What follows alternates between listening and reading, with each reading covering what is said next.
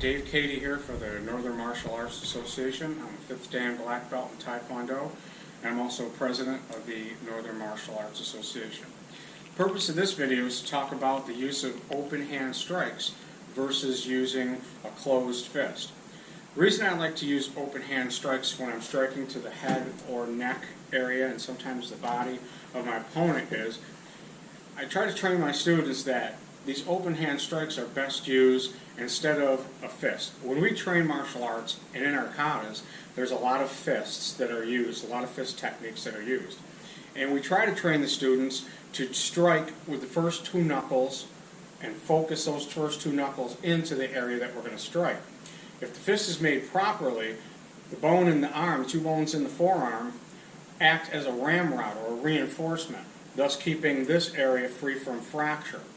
If you turn it in slightly when you strike to a hard object like somebody's head, striking with these two knuckles in this area can cause what's known as a boxer's fracture. And we see this quite commonly. I saw it a lot in law enforcement. When you are using that straight punch and you focus that, you'll have a successful punch. If you ever watch movies on TV and you see these people, these throwing these haymakers at each other's head, and they'll throw a punch and then they'll shake their hand, that's kind of nonsensical, because if you don't throw that right, you're going to be in extreme pain and a possible boxer's fracture. So let's talk about the palm strikes first. First strike we're going to do is the straight palm strike. We're going to strike with the palm portion of the hand.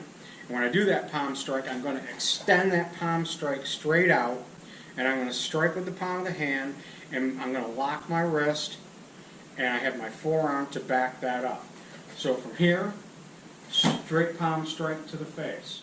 Next palm strike we're going to do is the outside palm strike, utilizing the same portion of the hand, but from our fighting position, my palm strike is going to come up. I'm going to strike to the side of the jaw, the ear area, side of the head. When you strike the head, the brain rattles back and forth. That can disorientate your opponent so you can follow through with something else. So from here, we could throw outside palm strike, or we could throw straight palm strike, outside palm strike.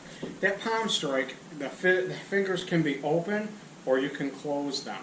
I like to sometimes throw that palm strike with my hands, my fingers extended for the purpose of grabbing.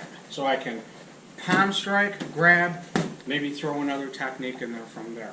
So the next technique we're going to work on is the knife hand strike.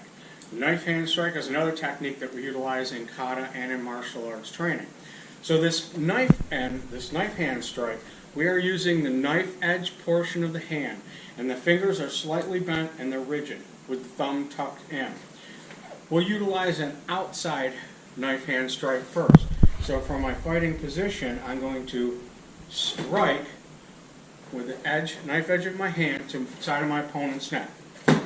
Strike, strike. I may throw a straight palm, outside knife hand strike. Next one is an inside knife hand strike. Still again, utilizing the knife edge of the hand, I come up, palm, knife hand. Or I can even downward knife hand down onto my opponent's clavicle area. Next strike that we're going to utilize is called the hammer fist strike. In this particular strike, I'm using the hammer portion of my fist, closed fist, nice and tight, and I'm utilizing this area here for my striking surface. Now, this can be done from the outside, or it can be done downward.